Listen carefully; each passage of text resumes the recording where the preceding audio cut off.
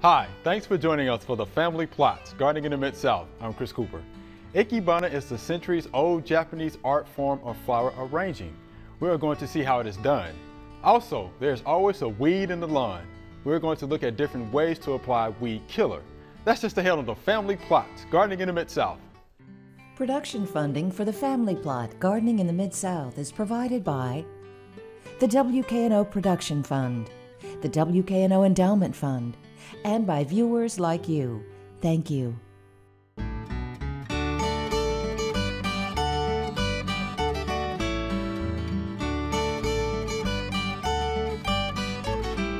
Welcome to the Family Plots. I'm Chris Cooper.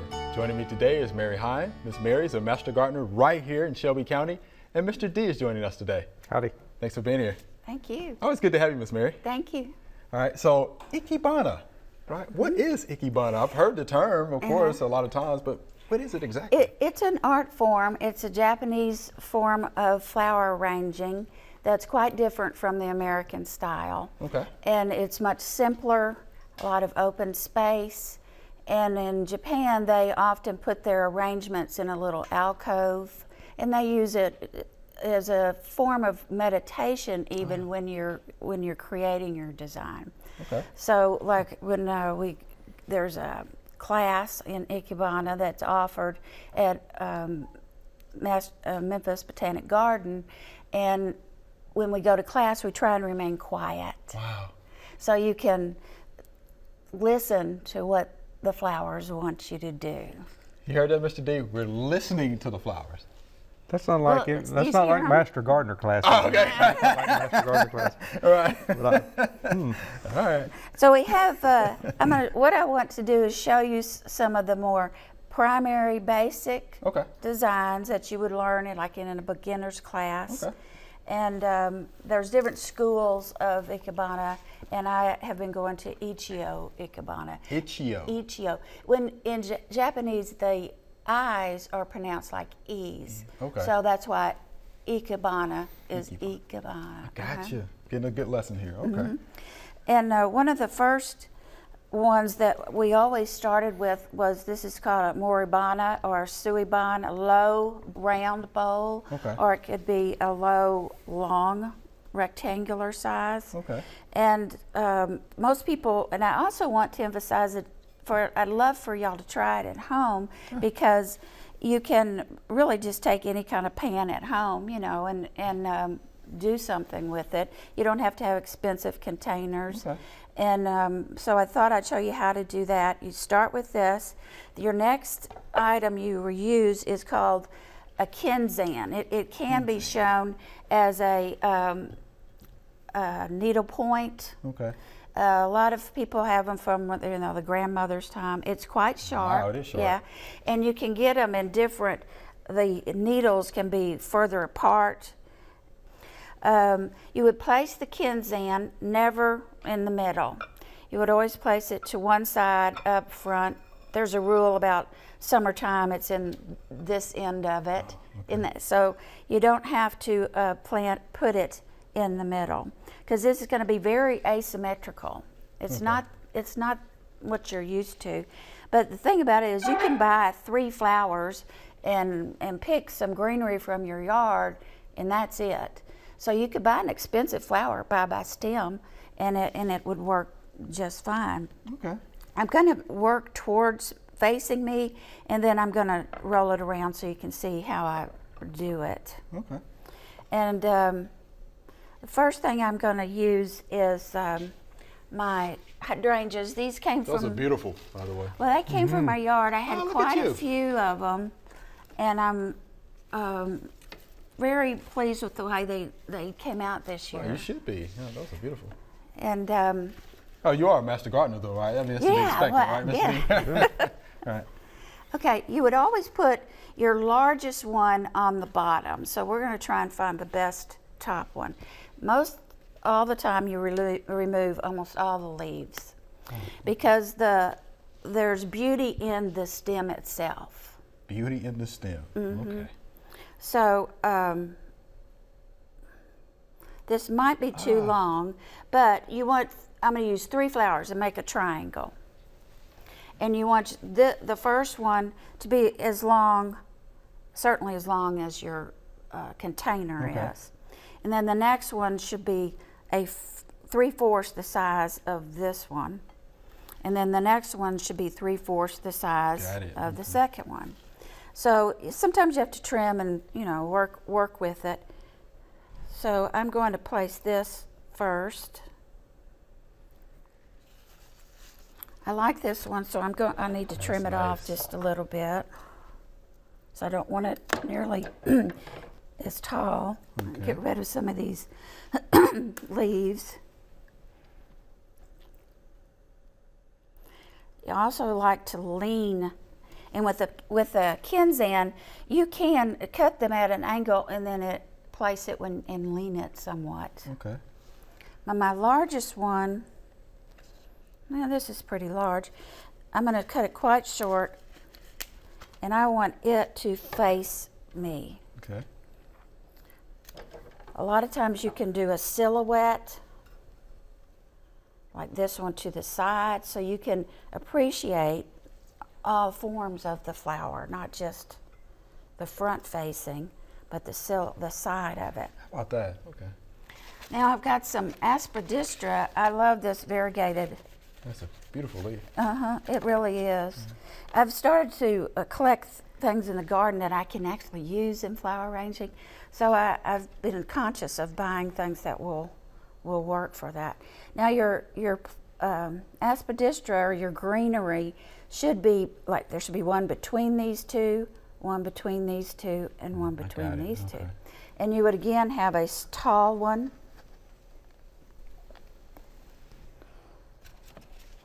Whoop, see how that happens? You have to push it down hard, and you can hurt yourself on those needles. They are Yeah, sharp. you wouldn't want to just leave those laying around. No. I don't want to do that. I kind of collect them. You can find them in antique stores, in some stores, but you certainly can go online and find them. Now this one, I'm going to make it quite low. And just for variety, I'm going to fold it under and stick it under the Kinzan, just to hold it a bit, so that you have, you know, a little bit of variety. Let me roll this around so you can see what I've done. All right. And I only used one Kinzan. The other part of Ikebana is we always use a mat of some kind. And this is just like a little bamboo. You can use a placemat. You can use, I'm going to use some greenery here in a minute. But you would place this not in the center of the mat, but to the side, because once again, it's asymmetrical.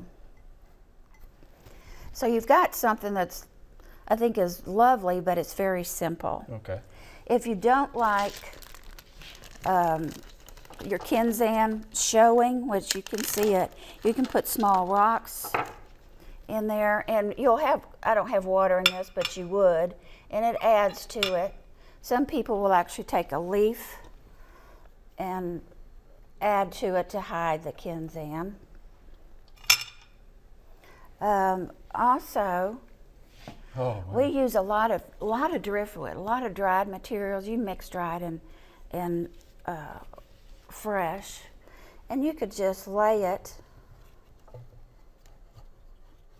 in there like that. How about that? So it looks, it's simple, but it's interesting. It is. And the point is, you'll notice so much space. Nothing's touching each other, and it shouldn't be in this particular kind of arrangement. So it's fairly easy. The containers, in the summertime you use a lighter container. In the winter you might use a darker one. There's chrysanthemums are a very Japanese Ikebana look, especially like a spider mum, you know, that open up really big. So you could do several easy arrangements. And you would put this probably, on against a wall. When we work in the class, we have a background which is a trifold like kids use on their reports. Okay. And you get a black one or a blue one, and you can really see how it pops out then. And you can rearrange and critique your own design. All right. Well, look, Miss Mary, we definitely appreciate the basic. This is the basic form, Yeah, right. Okay. So people will actually go try, I mean, I have elaborate containers and stuff, but nobody has those. Okay. So I wanted to get something that people could possibly relate to. Well, look, we appreciate the demonstration. Thank you. There are a number of gardening events going on in the next couple of weeks. Here are just a few that might interest you.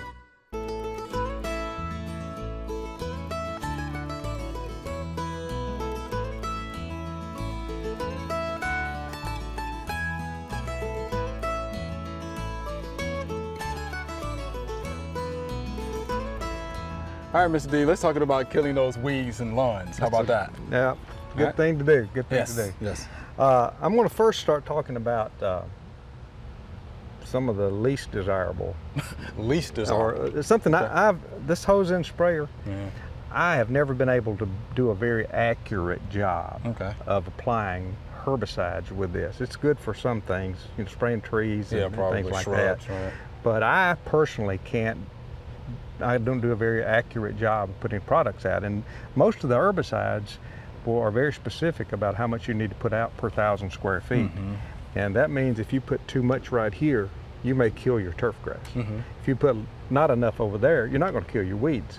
So you need to be pretty exact when you're applying herbicides to your lawn. You need to do a really good job making sure you get an even application. Okay. You just don't prefer that though? I do not prefer the hose end sprayer. Okay. I'll let you have that. Yeah. Another totally different way of putting out herbicide is dry form. Mm-hmm. There are dry forms of fertilizer out there that you can use your fertilizer spreader like this. This is an example of a fertilizer spreader, and I think it throws about a 10-foot swath. It does. That's what I use at home. Very, very accurate. That's what I use. And there are several herbicides out there that are strictly granular. Mm-hmm. And you can use this type of fertilizer spreader, the drop spreaders, the push type spreaders that also throw a pattern. They are very accurate, and you can do a really good job with those. Yeah. Okay. Right. Probably the most common way of putting it out is using spray tanks. This is a very common spray tank. I think this one will hold 2.5 gallons of water. You see it's labeled herbicide.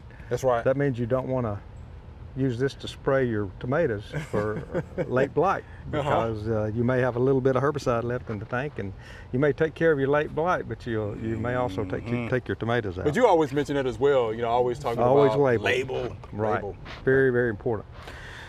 I go with a little bigger rig here. I've got a backpack sprayer. Yeah. Nice. I've had this for years, and I like it because I don't have to stop and keep and pump it up. Okay. And then go again. But this is a backpack sprayer. It'll hold 4 gallons of material, and you have a gauge. And I've got a pressure gauge on it, so I can hold it at the pressure that I want it at, or keep the pressure at the same. With one of these, you'll start out with high pressure, and when you finish, you've got low pressure, and you're putting out more product at high pressure than you are at low pressure. So that means all you need to do is just walk faster when you got high pressure, and then slow down, as you're doing the low pressure. It's very important to calculate how much water you're putting out. And I had looked at a label a little while ago of a common lawn product, and the recommendation was 1.5 fluid ounces per 1,000 square feet. Okay. And that is it's a wide range in how much water you can use, from 0.5 gallons to 6 gallons of water. That's a lot. Probably the more water you use, the better off you are, in my opinion. Okay. That's just, there's more margin for error when you're putting quite a lot of water out, and you're probably getting better coverage too when you're putting quite a lot of water out. But what we've got here in this area right here, I think that we're thinking about treating is 500 square feet. And so you need to determine the square footage that you want to treat. The label says 1.5 fluid ounces per 1,000 square feet. That means if you're only treating 500 square feet, then you need 0.75 ounces, half of 1.5 fluid ounces. So the first thing I would do is I would put just pure water in my tank and spray that area to determine how much water I use, you know. And we're going to do that. I've got 1.5 gallons of water in the sprayer right now, and so I'm going to spray this area, and we will then refill it and figure out how much water it takes to refill. Oh, okay. And if I can look at the gauge on here. If I use 1/2 gallon of water on this 500 square foot area, then I know that all I need to mix up is 1/2 gallon of water when I get ready to spray, and in that 1/2 gallon of water I need to put 0.75 fluid ounces in that 1/2 gallon of water, and then spray it exactly the same way I did when I was doing the test, and then I have no waste. I'm not overdoing it and I'm not underdoing it. Okay. If you want to do what I said, mentioned about putting half out going one way and half going the other way, then you half the 0.75, which would be 0.3 something or another, and you put that in a tank, put out 1/2 gallon going one way. You should be empty when you get through. Put your 1/2 gallon back in and put the other half in, and that way you can do away with your streaking. You may have some checkerboarding a little bit, but do away with your streaking. But let me put this thing on. Let's see how let's get this out of the way, and see how much water we're putting out in this area. All right. So you're going to try to walk at what, normal speed, or? Yeah, normal, just like I'm going to do when I'm spraying. And let me start right over here. I'll get back here and start. Okay. Oh, wow.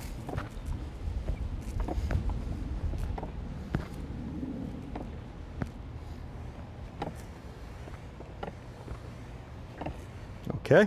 All right. Let's see what we got.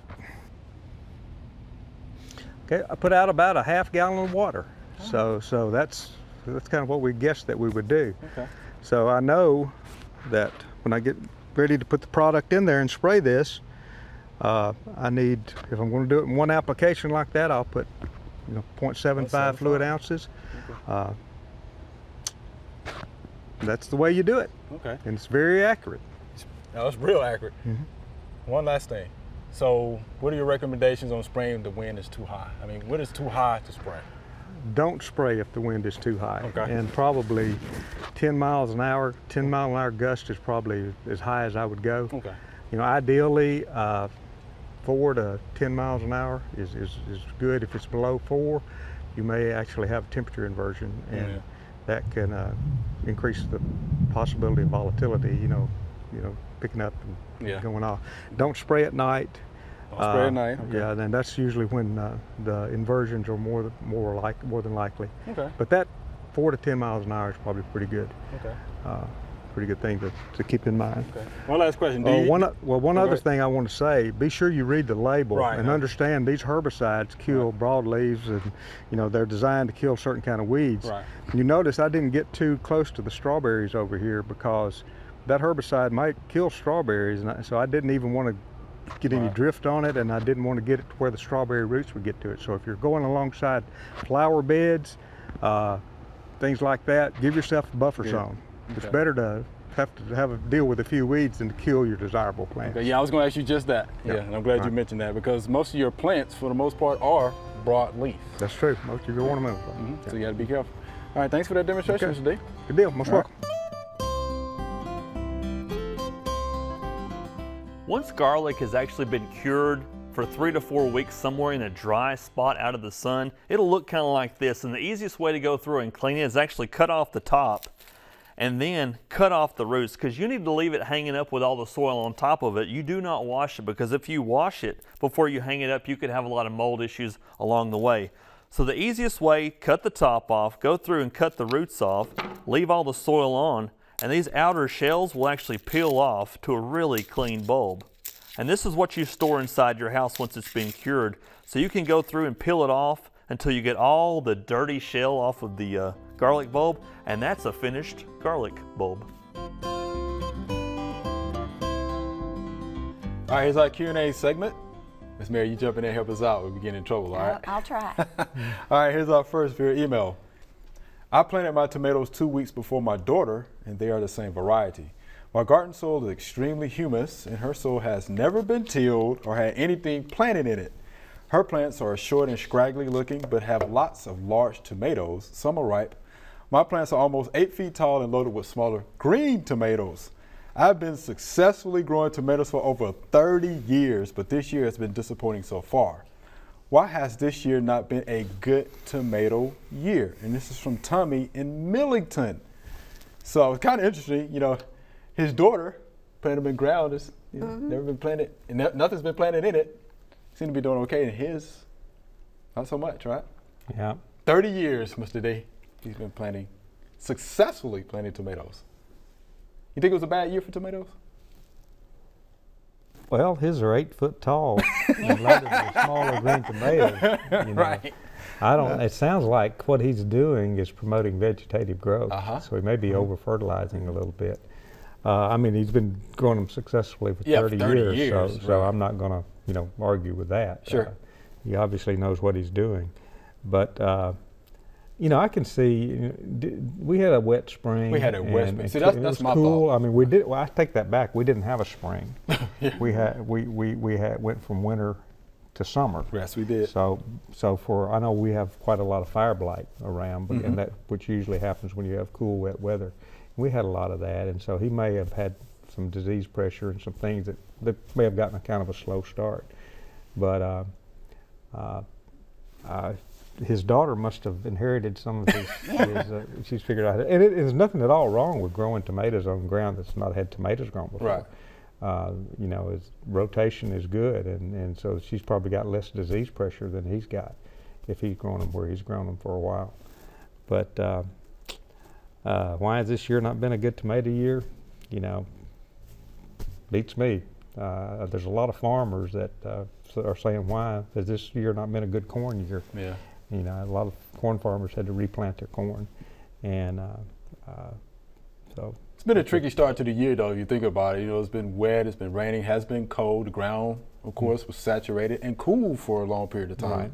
Right. You know, then, yeah, we jumped right into summer. That's right, exactly right. So if you put the tomatoes in the ground early, then they just sat there, right, until it warmed up and dried out. But yeah, I'm with you. 8 feet tall is not bad. 8 foot tall. No, and he's got them coming. They're loaded with green ones. So yeah, he got smaller green. Just control the diseases on them. You'll have them till frost. And keep them going. That's right. But I think he needs to ask himself: is there the possibility that he may have been over fertilizing just a little bit? Okay. Given the weather conditions that we have, you know. All right. There you have it, Mr. Tommy. All right, 30 years. That's a long time. Yep. All right. You get it figured out. Let us know. Okay. All right, here's our next via email. I put too much fertilizer on my new plants. Is there anything I can do to save them? Miss Mary, what do you think about that? I don't think you're going to save them. You don't think you're going to save them? I don't. Okay. Too much fertilizer on the new plants. Did it just burn them up, I assume, or? Too much fertilizer can do that. Yeah, but is there anything that you can do to save them? Dig them up. Dig them up, okay. That's a thought. You know, I've done that with blueberries before. Okay, dig them up and replant them. But I wonder what kind of new plants they are. You know, the only thing that's going to, I wonder which fertilizer. See, that's what I too wonder. much. If it's nitrogen, stays out there from 4 to 6 weeks. Right.